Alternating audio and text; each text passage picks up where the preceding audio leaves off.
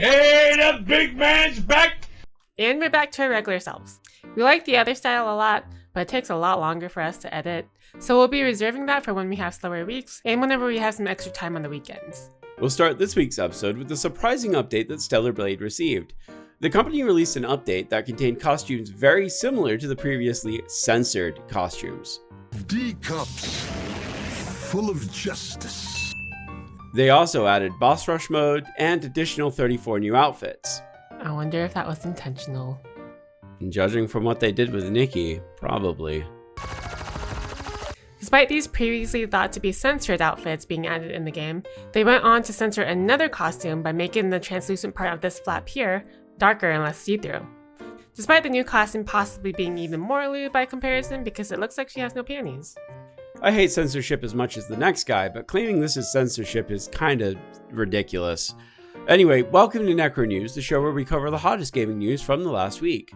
This week we'll cover Tarkov making stupid decisions, again, Valve's new game, Mario 64, getting beat with 0 A presses, and so much more.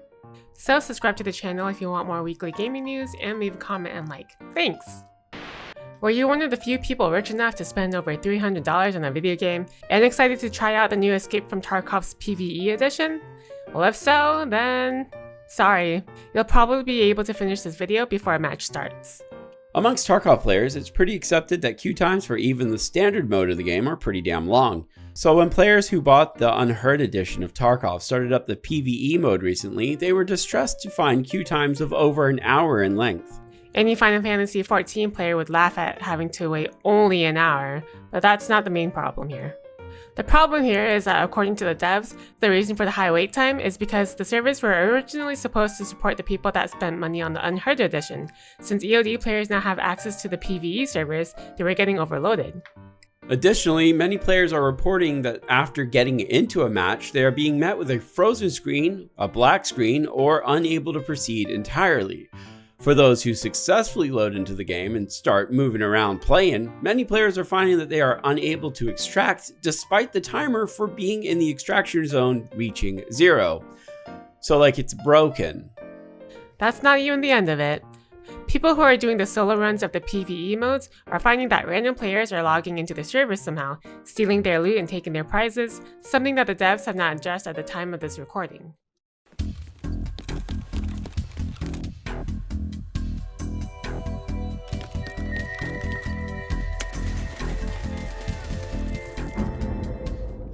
But if you live in the EU, there's some good news at least. A user on Reddit successfully refunded his game in the EU with the reasoning of being false advertisement and fraud. And according to a friend of ours who lives in the EU, once one person's refunded it, a lot of other people can too. What do you Tarkov players think? Are you sick of their shit? I'd be surprised if you weren't. But hey, let us know in the comments. ToastedShoes is a prolific modder that we've talked about before, but as a refresher, oh boy, we're gonna have a blast today! he's the genius behind the sole reason that someone would want to purchase the abysmal game called Mortal Kombat 1. Okay, but we bought the game and we liked it. You liked it. Oh! God damn it. Oh, I understand now. Oh, I understand now. Okay. ToastedShoes has been targeted by WB. As of last week, they DMCA'd him for his mods. Mods, might I add, that Mortal Kombat creator Ed Boon has even praised and tweeted about online.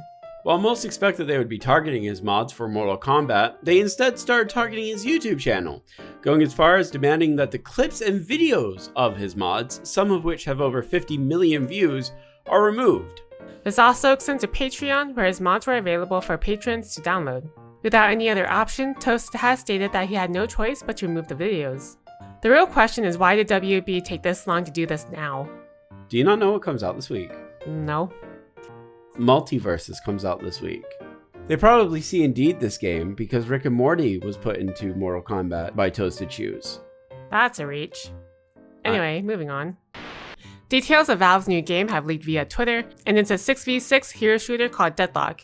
Judging from the gameplay, videos, and images, it seems like it's going to be pretty similar to Overwatch and basically every other hero shooter in the genre. Which begs the question, why didn't they just make Team Fortress 3? Huh? Gabe? Gaben? Gabe? Where's my Team Fortress 3, Gabe? They can't count to 3, Booster. Everyone knows that. Whatever. The leaks come to us from Tyler McVicker, who is a notable and reliable Valve leaker. Apparently, the game has been in dev since 2018 and is Dota 2, Team Fortress 2, Overwatch, Valorant, Smite, Orcs Must Die, the whole kit and caboodle. The heroes, however, they look like Dota 2. Wait a sec. Wait, go back. Yes! This is basically just Widowmaker. More like Tent Maker. Am I right? You're so funny. Anyway, the gameplay, from what I watched, does seem to take a lot of inspiration from many games, like Bioshock Infinite as seen here, where this robot dude guy thing seems to be moving on the sky rail. He's a big chunky boy. There's no word on a release date or even an official announcement of the game, but it's currently being playtested by hundreds of people, so I'm sure we'll hear about it soon. Do you care? Will you play it with me? If there are options to not shoot people, then yes. No, there's a healer. It showed up in the character select screen right here. And yes, I was a Filthy Mercy main in Overwatch. What about you guys? You gonna play with us? Let us know in the comments. It's definitely been an odd week when Bungie of all companies makes the news with a win. It probably helps that this was a court case that they won. In 2021, you see, Bungie sued the cheatmaker website aimjunkies.com for the creation and distribution of cheats for Destiny 2, and the case finally went to court on Monday the 20th. It turned out to be a pretty quick case. As of Friday the 24th, the jury returned with a verdict that sided with Bungie. Additionally, the jury did not agree with Aim Junkie's counterclaim that Bungie had infiltrated one of their computers. Wait, this was a jury trial? That's weird. It is a bit odd, but no one likes cheaters, so... True. Cheaters never win. And Winners don't do drugs. anyway, since this case was about the money the website made from selling cheats between 2019 and 2021, Aim Junkies is ordered to pay Bungie a whopping $65,000. Too bad they didn't turn their wall hacks on. Perhaps they would have seen this coming. It has been done. Someone beat Mario 64 without a single A press. I didn't even know that was a thing, or even possible. Well, to explain how to beat Mario 64 without a single A press, first we need to talk about parallel dimensions. Or we can just get into the story. Since the early 2000s, people have been trying to beat Mario 64 with the least amount of A-button presses as possible. This challenge, which is obviously called the A-button challenge, has been thought to be actually impossible. In spite of this, many wacky people have found creative ways to get over the need to jump, including Penny Kowick and his discovery of the half A press. What is a half press? So there's two actions in pressing a button. There's pushing down the button and releasing the button. By holding down the button, you are only pressing it for half, because you're not letting go. That is a half A press.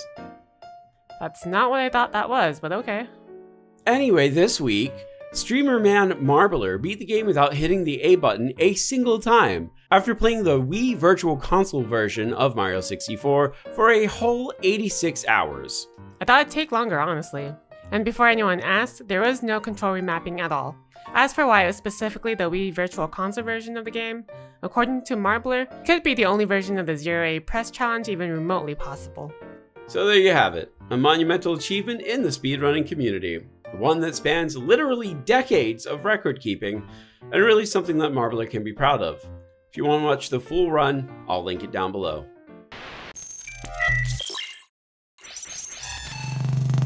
I thought you said we weren't going to cover N3 this year. No, don't worry. We're only going to cover the really big things like Game Fest, Sony, Nintendo, Xbox, that stuff. Fine. Okay, so this week did start Endless E3 and was marked by the launch of Warhammer Skulls, and it did kick off with a bang. Let's start with the new games. Warhammer Mechanicus 2 was announced. This time you can play as a Necron, which already makes it pretty cool because, Necrons are the best. There was also an announcement for Space Marine VR because I guess you can be a Space Marine if you want to be a pleb. Speaking of Space Marines, Space Marine 2 looks amazing with 3-player co-op, PvE modes, 6v6 online multiplayer with fully customizable Astartes and Chaos Marines. The Twisted Metal Orcs game Speed Freaks showed up a new playable demo that features an 8v8 mode where you escort a Stompa. Additionally, Rogue Trader, Bolt Gun, Total Warhammer 3, Dark Tide, Vermintide, Blood Bowl 3, Battle Sector, Gladius, and Inquisitor are all getting DLC. Notably, Dark Tide is getting the huge Secrets of the Machine God update. And finally, there's this.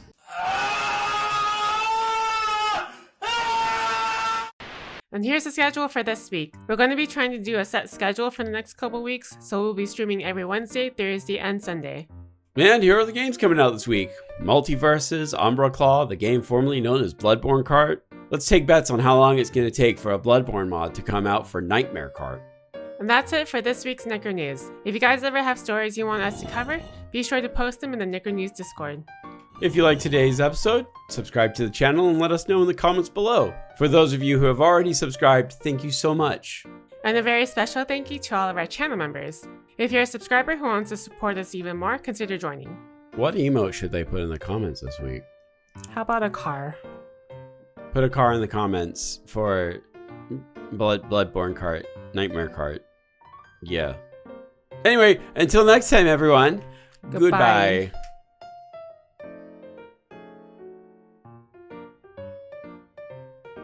In spite of this, many wacky people have found creative ways to get over the need to jump, including Panakokek. Okay, how the hell do you say his name, guys? Is it Panikoic? Panini Koke?